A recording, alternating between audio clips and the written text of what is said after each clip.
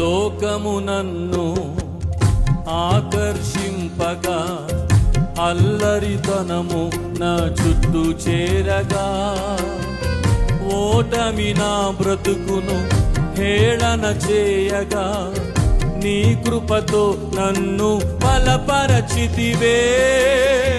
లోకము నన్ను ఆకర్షింపగా, అల్లరితనము నా చుట్టూ చేరగా, ఓటమి నా బ్రతుకును హేళన చేయగా, నీ కృపతో నన్ను బలపరచితివే.